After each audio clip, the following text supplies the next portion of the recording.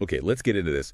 I want to start with, well, it's a joke, actually. A joke. Okay, hit me with it. Always good to start with a laugh. Yeah, but this one, it's kind of, it seems silly at first, but it really hits home, especially for what we're talking about today. All right, I'm listening. So imagine this. A woman, she's in the kitchen, making breakfast for her husband, standard stuff, eggs and sausages. Got it. A familiar scene. But every single time she cooks sausages, she carefully cuts off both ends before putting them in the pan. Both ends? Okay, that's specific. Any reason? Well, that's what her husband finally asks her after years of watching this. Honey, he says, why do you always cut the ends off the sausages? Good question. And her answer. She just sort of shrugs, Yeah. Says, honestly, I don't know, darling. My mother always did it that way. I should ask her. The classic, because mom did it. I feel like I know where this is going. Exactly.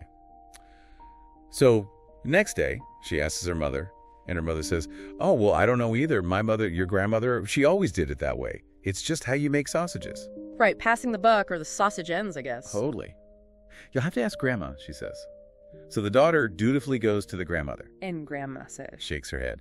No idea, dear. That's how your great-grandmother taught us. She started the whole sausage thing. Wow. Great-grandmother.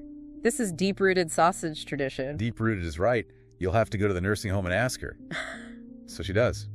Tracks down the elderly great-grandmother. Okay, the moment of truth, the origin story. Sits her down, asks the ultimate question, great-grandmother, why? Why have 4 generations of women in our family cut the ends off sausages before cooking them? The suspense is killing me. The great-grandmother looks at her, a bit, put out, pauses for a second, and then says, clear as day. You cut off the ends. Haven't you bought a bigger frying pan yet? Oh, ha! That's perfect. Actually perfect. Isn't it that punchline just nails it? You got 3, almost 4 generations following a habit. A completely useless habit in their context. Exactly. Not useful, not valuable, not based on anything real, except a temporary problem from ages ago. An undersized frying pan. They were prisoners of the pan. Prisoners of the pan. They never stopped to ask, wait, why are we doing this? They were just running the program. Which brings us right to our topic. It really does. So this is our mission today. We're asking you, our listener, that same kind of question. How often are we prisoners of these old programs, these behaviors we just do? Why do we do things this way? And maybe, more importantly, should we keep doing them? Yeah. We are diving deep into what our source material calls invisible conditioning. All those reactions programmed into us. By culture, by family, by society. That make us act automatically, without thinking. Often like the sausage ends, serving no real purpose now except fulfilling some old script from a long-forgotten small frying pan. And that automaticity, that's really the heart of the issue we need to unpack, isn't it? Yeah. The sources really hammer this home. This conditioning, it starts way back in childhood. And look, some of it's necessary then, vital for safety. We'll get into that. Right. But the thing is, it doesn't stop. It just keeps going relentlessly right into adulthood. It's layered on by everything. Like what specifically? Your social circles have their own unspoken rules, Yeah. right? Your workplace has its pressures, its own culture, even how you're supposed to interact with, say, your extended family. It's all shaping you. So it's not just childhood stuff. It's ongoing. Constantly. And that's why we need to be clear about the goal here. We're not just trying to tear down all rules. That would be Chaos. pretty much, yeah. Chaos. No, the goal of this deep dive is to give you the tools. Think of it like an intellectual magnifying glass. Okay, well, I like that. To help you spot these invisible patterns, these automatic scripts that run your life without you even noticing. So first step is seeing them. Seeing them is key. Then, once you see a pattern, you can analyze it. Ask yourself, does this actually help me now? Is it valuable today? Right. Check its current usefulness, not its historical roots. Exactly. And then, the most powerful part, you can convert it. Turn that blind reaction into a conscious decision. So you take back control. That's the essence of it, that conversion process. That's where the real power is. It's the difference between living on autopilot, just reacting. That's living intentionally, making actual choices. Precisely. And that, according to our sources, is the key, is how you enhance your quality of life, find a greater sense of, personal freedom. Okay, so let's define this beast. Before we jump into the slightly scary parts about how it limits us, we need to understand the mechanics. Yeah. How does this programming actually work? How did the sources formally define conditioning? Well, the definition they use is pretty clear, even though it sounds a bit technical at first. Conditioning refers to basically all those reactions. The automatic one. Yeah, the automatic ones, the ones programmed into us by, culture, family, society, all those external forces. And they cause us to react in certain ways in specific situations without thinking. Exactly. It's not just an idea floating around in your head. It's more like a knee-jerk reaction, an involuntary mental muscle spasm, almost. Wow, okay. That's a strong image. It's that invisible script, right? The one that dictates how you instantly respond when someone offends you, maybe. Or that, quiet background anxiety that makes you follow some social rule, even if it feels totally outdated or, frankly, bad for you. Right.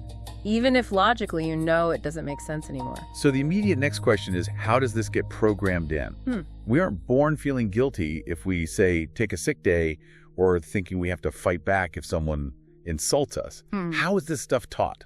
Good question. Fundamentally, it's taught through a system of reinforcement, positive or negative. Okay, rewards and punishments. Pretty much.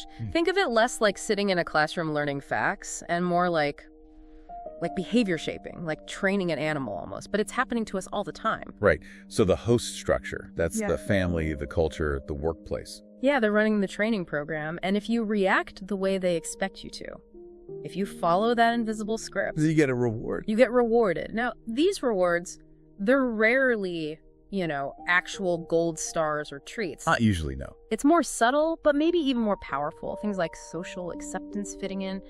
That's huge for humans. Definitely. Or getting approval from your family. Yep. Or maybe moving up at work. Or even just that comfortable feeling of safety, of belonging. That's a powerful reward. Okay, so that's the positive side. What about the negative? Well, conversely, if your reaction is unexpected, if you break the script, challenge the norm. Then comes the punishment. And again, it might not be, physical punishment. It could be a direct telling off, sure. But often it's more like social exclusion, being subtly frozen out. Or hitting a wall in your career.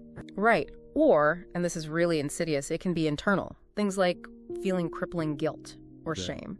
Or just that really uncomfortable feeling of inner conflict, like you've done something wrong, even if you can't pinpoint what. So the motivation boils down to something quite simple then. Right. We act the way conditioning tells us to, not necessarily because we consciously agree with it. Right. But mainly to get those rewards, like acceptance, or maybe even more strongly, just to avoid the punishment, the guilt, the exclusion. Exactly. It's a very primal drive. Mm. And here's where the source material makes a claim that's, it's pretty striking and maybe a little unsettling. Okay.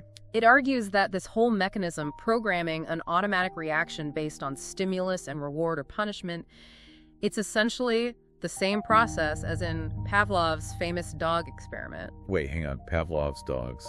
Yeah. The ones drooling at the bell. The very same. The sources are saying the process of programming an automatic reaction in a human, even a complex social one, is functionally identical to teaching a dog to salivate when it hears a bell. Wow. Okay, let's pause there for a second. Yeah. Because that's a huge claim. The idea that our deeply ingrained behaviors, the things we often think of as us, our personality, our choices, are structurally the same as a dog's reflex. That kind of challenges the whole idea of free will, doesn't it? It certainly forces us to look at it differently. We need to strip away the sort of intellectual justifications we often put on our behaviors. What do you mean? Well, we tend to see our ingrained habits, especially the ones we don't like, as, oh, that's just my unique personality flaw, or that's my deeply held conviction. Right. Yeah, we personalize them. But the source material forces us to recognize that the initial foundation might be purely mechanical. Just a stimulus response loop. Yeah. A trigger happens. Yeah, and an automatic behavior follows. Because historically, that behavior was linked, maybe unconsciously, to avoiding pain or getting some kind of pleasure or acceptance. Can you break that down neurochemically, like what's happening in the brain? Think about the pathways. When you follow that conditioned path, the one laid down by years of reinforcement, you often get a little rush of validation. Maybe a tiny squirt of dopamine associated with feeling safe or accepted or right. Okay. The reward signal. Exactly. And when you deviate, when you try to break the script, you often get hit with cortisol, with anxiety. That's the punishment signal trying to push you back onto the familiar path. That makes sense, especially in modern contexts. Like, think about social media. Oh, absolutely. Modern conditioning, especially online, is incredibly effective at leveraging this. Every time, say, a certain kind of angry or outraged post gets you a flood of likes and shares. Your brain reinforces outrage equals reward. Precisely. That is a perfectly engineered Pavlovian loop. It's designed for efficiency, and it often bypasses conscious thought entirely. You just feel the urge, post the thing, get the likes, feel the rush, rinse and repeat. That makes conditioning sound almost inescapable, like a law of nature. But you mentioned earlier the sources also say not all conditioning is bad. Absolutely not. And that's a crucial piece of nuance we have to hold on to. Some conditioning is not only good, it's necessary. Necessary how? For basic order, for safety, just for functioning without constant mental exhaustion. Imagine if you had to consciously deliberate every single action. Like stopping at a red light. If you had to calculate the odds of a crash every time. Exactly. You'd be paralyzed. Society would grind to halt. We need certain programmed reactions looking both ways before crossing the street, not yelling fire in a crowded theater. Basic social graces. They save mental energy for the decisions that really matter. Precisely. They automate the mundane so we can focus on the complex. The sources gave a really good example of this necessary conditioning, didn't they? The kitchen one. Yes, the example of telling a very young child not to play in the kitchen while someone is cooking. Right. Let's really break that one down through this conditioning lens. Why is that a good example? Because the child naturally can't grasp the real dangers. They don't understand, boiling water, sharp knives, hot oil, gas burners. The physics and chemistry of kitchen danger. Right. They just see interesting things happening. But the adult knows the objective risks. So imposing the rule, stay out or don't touch, that's immediate necessary conditioning. And the child learns it how? Through reinforcement. They obey to avoid being yelled at or put in timeout. That's negative reinforcement, avoiding punishment. Or maybe they obey to get a smile or praise from the parent, positive reinforcement. So the rule gets learned, and it keeps them safe, even if they have zero understanding of why it keeps them safe. Exactly. The conditioning works regardless of conscious understanding. It serves a vital protective function at that stage. Okay, so the initial programmed reaction is positive. It sets a boundary, prevents harm. The system starts with a good intention. Yes. So the takeaway for this part is we all start with these necessary programmed reactions. They're crucial for safety, for social order. But the system itself, the way it's built, is based entirely on that simple reflex. Avoid pain, seek pleasure or approval, regardless of understanding. And the problem arises, as we'll discuss next, not with the initial rule, necessarily. but what happens later? What happens when the context changes, the person grows up, but that automatic behavior, that conditioned response, just keeps running on the old program. That's a perfect transition. Because that leads us straight into what I think is maybe the most powerful idea in this whole deep dive. The concept of the expiration date. Ah, yes, the expiration date. Crucial concept. This is where that sausage joke stops being just funny and starts feeling a little tragic, maybe. Because it highlights the potential downside if we don't pay attention. Exactly. The source material is really clear on this. All conditioning, even the good, necessary stuff we just talked about. Like the kitchen safety rule. Right. It should have an expiration date, a point in time where we consciously check back in. A moment where we basically hold up that imposed behavior against our current reality and ask, does this still fit? Is this still valid? It's the moment the adult in the sausage story should have had. Asking, hang on, do I need to keep cutting these ends off? Or was that just about grandma's tiny pan from 100 years ago? And if we go back to that kitchen example, the need for this expiration date becomes really obvious. How so? Well, think about that child who is told, stay out. What happens when they grow up? They move out, they get their own kitchen. They start cooking for themselves. Right. They gain adult understanding, practical experience. They start to actually realize the objective dangers. They feel the heat from a burner. Maybe they nick themselves with a knife. They see water boil over. They learn the why behind the original rule. Precisely. And at that point, the source argues the behavior, avoiding the danger, being careful around knives and heat, it stops being just conditioning.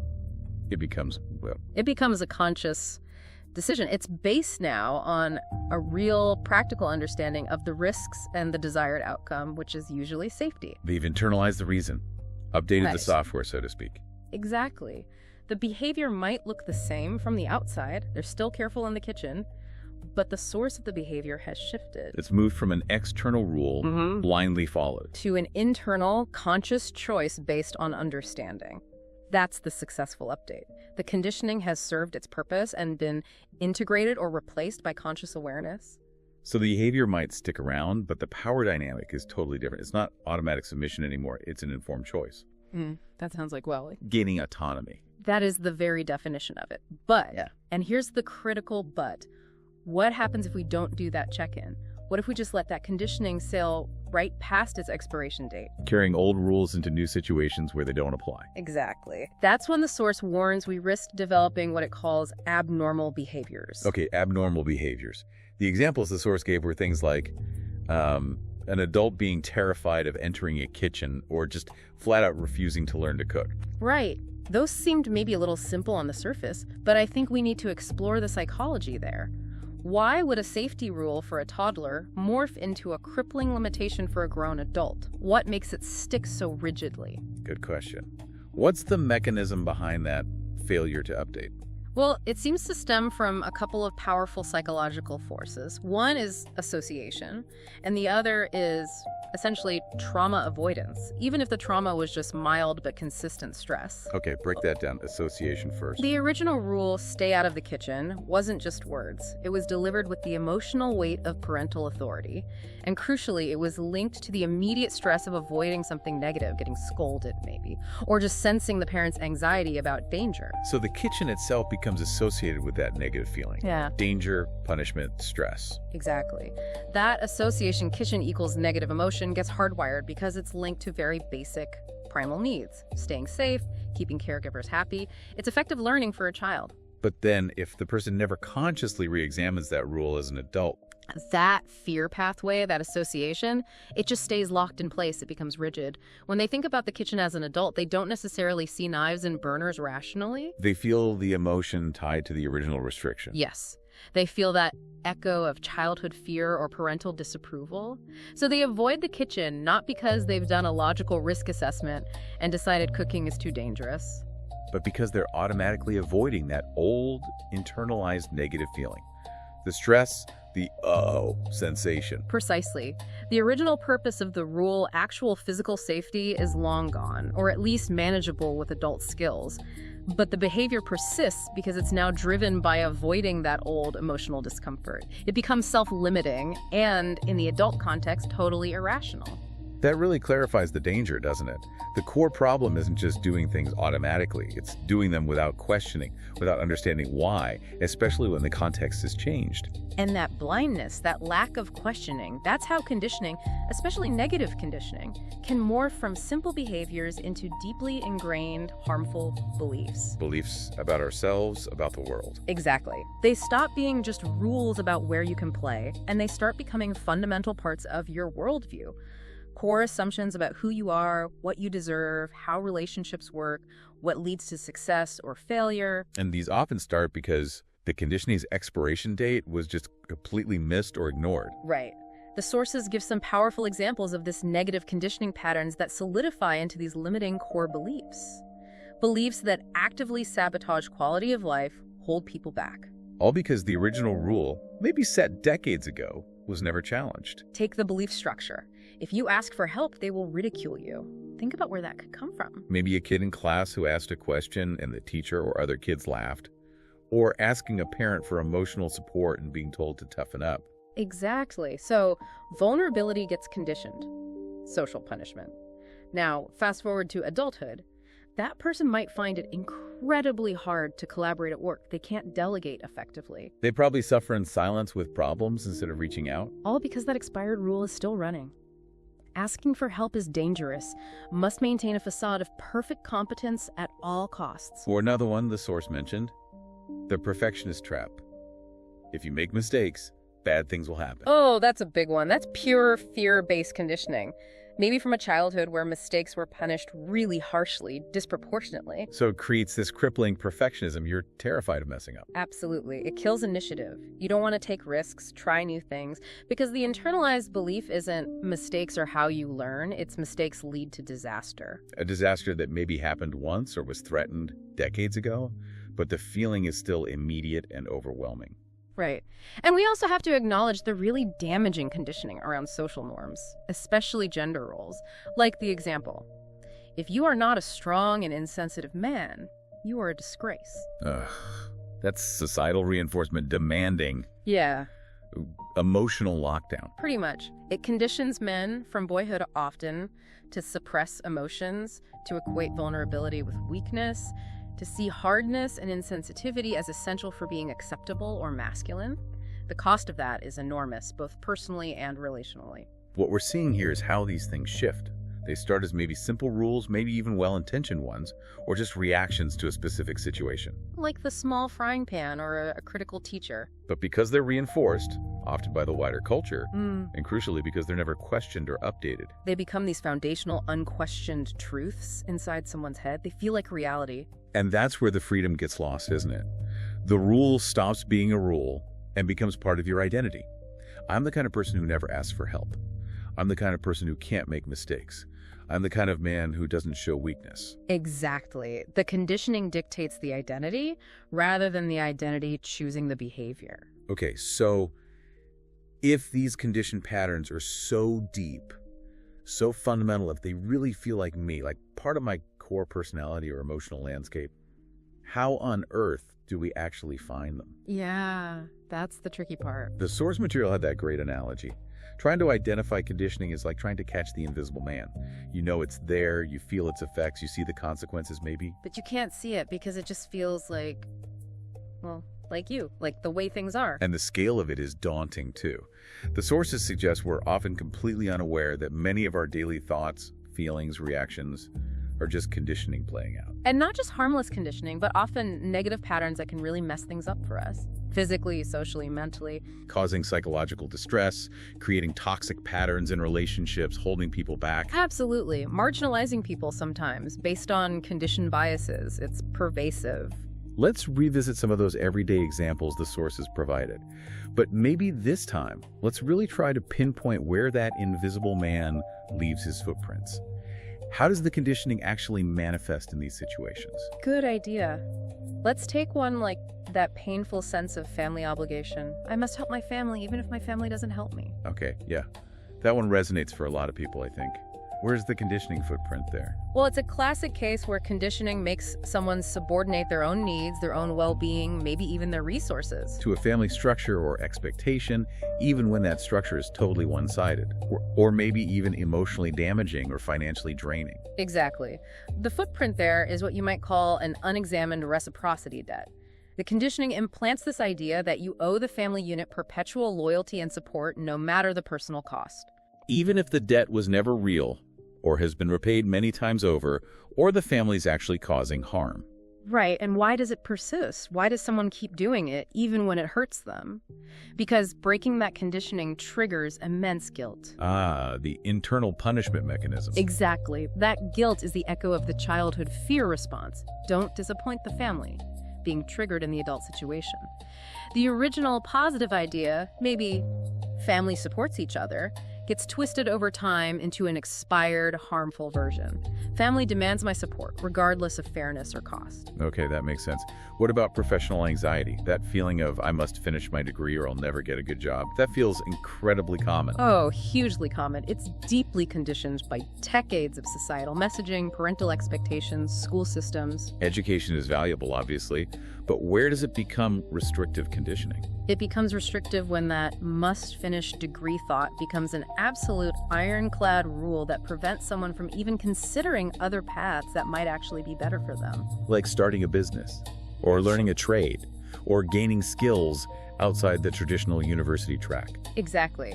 The conditioning creates this paralyzing fear of failure. The idea of dropping out or changing majors or pursuing something unconventional feels like not just a practical risk, but like a moral failing, like career suicide. So the footprint is that rigid equation. Degree X absolutely equals success Y. No other possibilities allowed. And if you even think about challenging that equation, you feel that jolt of panic, that anxiety that's the conditioning's punishment signal firing, trying to keep you in line. Got it. Okay, one more. That automatic emotional reaction. If I'm offended, I must counterattack. Oof. Yeah, that's a really destructive one. Where does that come from? It could be programmed by a family environment where aggression was the norm, or maybe a subculture that emphasizes honor and retaliation. So it establishes this automatic aggressive response. Someone says something offensive, that's X. And the conditioned reaction Y is immediate counterattack. Fight back, defend your honor, escalate. Right, and it completely bypasses any conscious choice point. There's no pause to think, wait, could I de-escalate this? Could I just ignore it? Could I walk away? The conditioning says the offense demands retribution. Yes, and if the person fails to counterattack, what do they feel? Shame.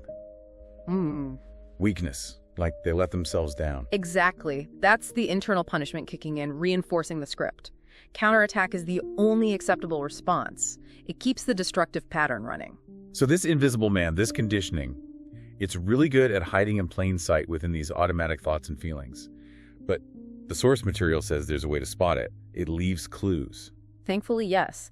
It might feel invisible, but it often uses very specific language structures. It leaves linguistic footprints. Like a code we can crack. Sort of. This is the really practical tool the sources offer. Conditioning tends to rely on these rigid conditional structures. That's the fingerprint of the automatic response. Okay, what do these structures look like? Well, at its core, all conditioning is based on some kind of assumed equation. A rigid cause and effect link that might not actually be true or might have expired. We can usually spot it in our internal self-talk in a few key forms. Give me the first one. Okay, first there's the structure linking a required action to a desired outcome. I must do X so that Y happens. Examples. I must always please others, X, so that I will be liked, Y. Or, I must work myself to exhaustion, X, so that I will be seen as successful, Y. Or even, I must suffer in this relationship, X, so that I won't be alone, Y. Right, it's transactional. You have to perform the specific, often difficult behavior X to earn the reward Y. Exactly. The reward feels conditional on performing the often unpleasant must. That's the formula. X leads to Y. Okay, what's the second structure? The second is about a required reaction to a specific trigger. When situation X occurs, then I must react with Y. Like the offense example. Perfect example. When someone criticizes me, X, then I must get defensive or shut down, Y. Or, when I see someone else succeed, X, then I must feel jealous or inadequate, Y. Or, when things get difficult, X, then I must give up, Y. So the situation X automatically dictates the response Y. No choice involved. Correct. The trigger pulls the conditioned lever. And the third variation, which is maybe the broadest and sometimes easiest to spot and challenge, is the basic structure of an absolute, unquestioned law. If X is present, Y must happen. How does that look? If I am alone, X, then I must be lonely and miserable, Y. If I spend money on myself, X, then I must feel guilty, Y. If I try something new, X, then I must fail, Y. If I express my true feelings, X, then I must be rejected, Y. Wow. That if X then Y structure feels really final, like an iron law of the universe, that just is. It feels like that, doesn't it? That's the power of the conditioning. It presents itself as an unchangeable reality. If X happens, Y is the inevitable, usually negative consequence. So the way to fight back, the way to identify the conditioning, is to challenge that inevitability. Exactly. The source suggests the single most effective tool we have is simply to question those actions, thoughts, or feelings that follow this if X, then Y structure in our daily lives. Just ask, wait, is Y really the only possible outcome of X? Yes. Or, must Y always follow X? Or says who? Just introducing that question, that conscious pause between the stimulus X and the automatic reaction Y, starts to break the spell. It interrupts the Pavlovian response. It creates a space for choice. It creates that crucial gap. That's the essential first step towards dragging the invisible structure out into the light and deciding if you want to keep it. And it's worth noting, right, the source mentioned that this very act of questioning can face resistance. Oh, absolutely. Because when you start questioning your personal if X then Y rules, you might find they're connected to bigger societal structures. Like rules imposed by government, religion, family expectations, authority figures. Right. All those systems often rely, to some extent, on people not questioning the established if X then Y formulas. They rely on a degree of unquestioned conformity to maintain order or control. So pushing for individual awareness, for questioning these automatic scripts, can sometimes feel like you're pushing against the established order itself, which takes courage. But the payoff, in terms of personal freedom, can be immense. Okay, so we've found the structure, we've used the if X then Y detector, and we've spotted a potential piece of conditioning. Now what?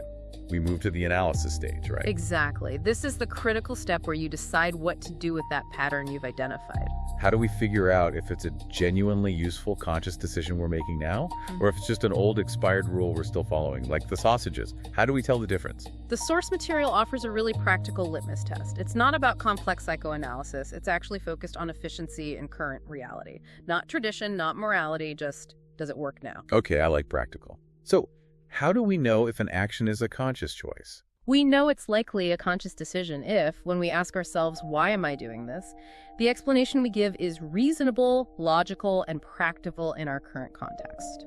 So we need better answers than mom did it or great-grandma's pan was small. Definitely. We need justifications that make sense today. Yeah. So what do the good answers, the signs of a conscious decision, sound like? What are they? They reflect actual utility. An aware, conscious answer might sound like, I'm doing this because, honestly, this way is more practical. Meaning it saves time or energy or money or effort in a way you can actually point to. It's optimized for right now. Right. Or maybe the answer is, I'm doing this because it's faster. Efficiency is the clear reason. It gets the job done better, avoids unnecessary steps based on current knowledge. Okay, practical faster. And maybe the most important one, I'm doing this because it's better, meaning it leads to a superior outcome based on the current reality, using updated information, not relying on old history or ingrained fear. So these answers show you've actually thought about it. You understand why you're acting, and you've made a deliberate assessment. Exactly. There's a sense of agency behind those answers. Now, contrast that immediately with the signs of conditioning the bad answers. The ones that echo the sausage lady? Precisely. If you ask why, and your internal answer sounds like these, you're probably dealing with expired conditioning. Like what? Like, well, this is how it should be. The vague appeal to some unwritten law or moral obligation with no real why behind it. Exactly. Or the classic, this is how it has always been done. Just pure surrender to tradition for its own sake. Yeah. Ignoring context, ignoring progress, ignoring if it even works anymore. It's the, we've always used the small frying pan answer, and maybe the most telling one, this is how they told me it should be. That's basically admitting the expiration date is long past, isn't it? You're still following a rule someone else set, maybe for their own reasons, maybe for your safety then, but not now. Right. The core difference often comes down to the feeling. Conscious decisions, even difficult ones, tend to feel empowering, chosen. Conditioning often feels heavy, obligatory, maybe even confusing or frustrating. Okay, so we use this test. We ask why. If the answer is practical, fast, or better now, it's likely conscious. If it sounds like should be, always been, or they told me, it's likely conditioning. Then what? Then, once you've flagged a pattern as likely expired conditioning, you move into what the source calls the conversion framework. Conversion. Sounds serious. It's about taking action. The framework basically says, now that you see this pattern, you need to consciously analyze it and choose whether to keep it, modify it, or discard it. You give it a reason to exist now, or you let it go. You decide its fate. You decide its fate. And the really great news, according to the sources, is that analyzing your conditioning like this leads to powerful, beneficial results. There are essentially 3 possible positive outcomes. Okay, what are they? Outcome number 1 is conscious recognition. You look at the conditioned behavior and you realize, you know what? This actually is still valuable. It serves a good purpose. So you keep the behavior. You keep the behavior, but the key difference is you perform it consciously from now on. You understand why it's valuable today. Can you give an example? Sure. Maybe you were conditioned as a child to always save money, perhaps driven by parental anxiety about finances. It felt like a fear-based obligation. Save every penny or disaster strikes. Okay. Now, as an adult, you analyze it. You consciously recognize, okay, having an emergency fund is really important for security and reducing stress. It gives me options. So you continue saving. But the motivation changes. Completely. It shifts from that old fear-based conditioning to an intentional, conscious choice based on its current practical value for you.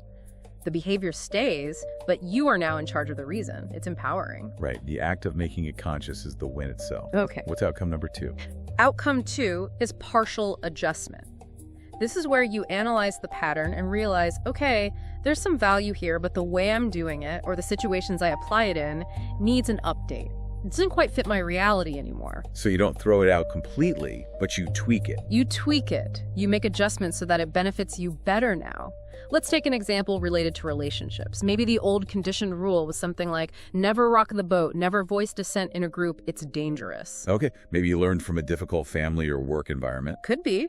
So you analyze that. You might realize, okay, blindly voicing dissent with my current really rigid boss could actually have negative consequences. There's a kernel of truth there for that specific context. Right. But you also realize applying that same rule at home, never voicing my needs or disagreements with my partner, that's leading to resentment and damaging the relationship. So you adjust the rule. You adjust the structure, it becomes something nuanced, like, okay, I will choose my battles carefully and remain strategic in high-risk professional settings. However, I will consciously practice expressing my needs and disagreements respectfully but honestly in my personal relationships because that's essential for intimacy and health. So the rigid, universal rule, never dissent, becomes a flexible, context-dependent strategy.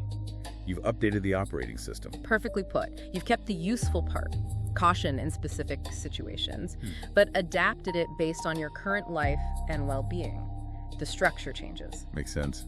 And the third outcome, this sounds like the big one. It often feels like the biggest and maybe the hardest, but also potentially the most liberating. Complete dismissal. Getting rid of it entirely. Exactly. You analyze the conditioned reaction or belief, and you conclude, this has absolutely zero value for me now. It makes no sense whatsoever to keep doing this.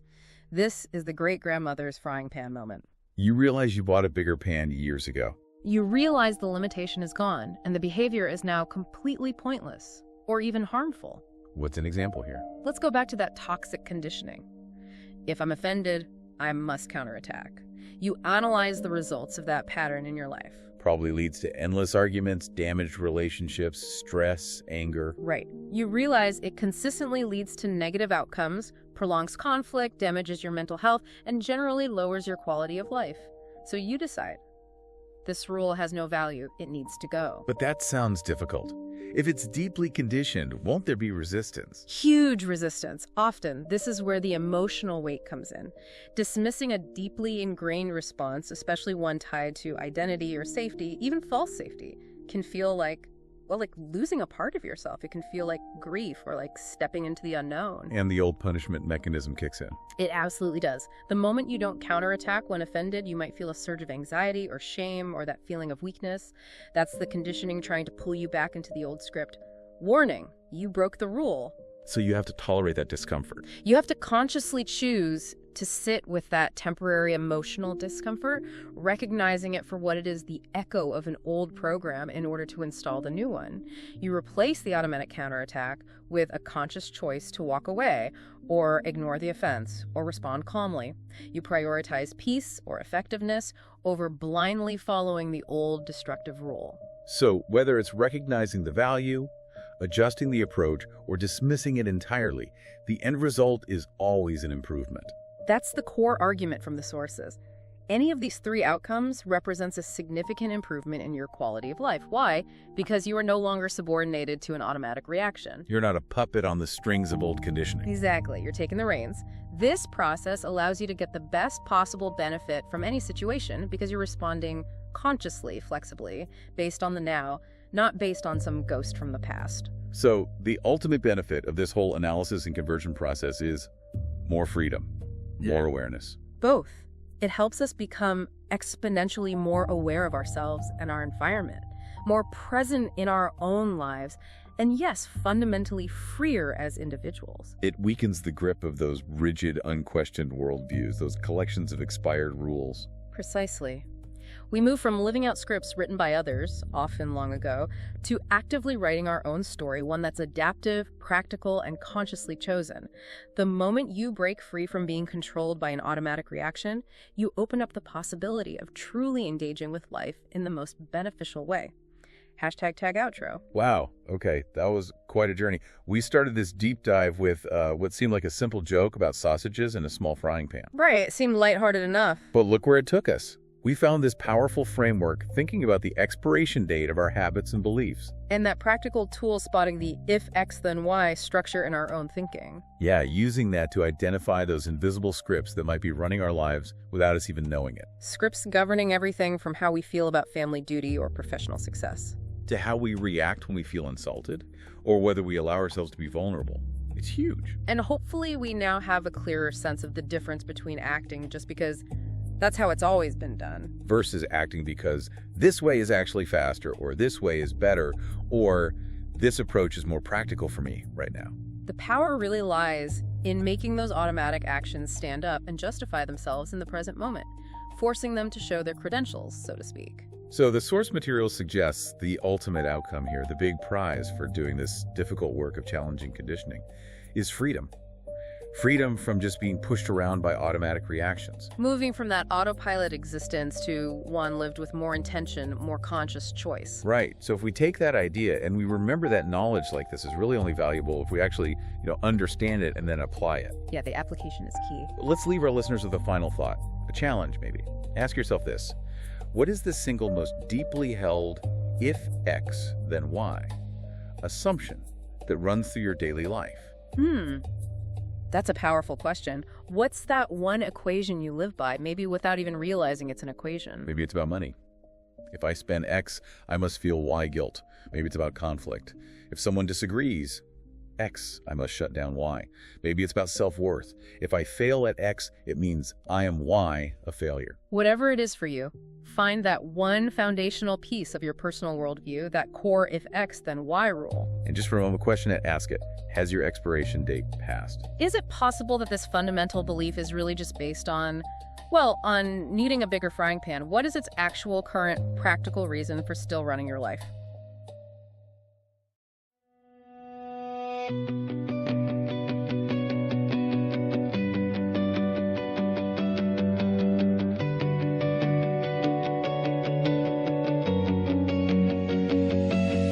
Wake up, same shoes, same street, same sigh.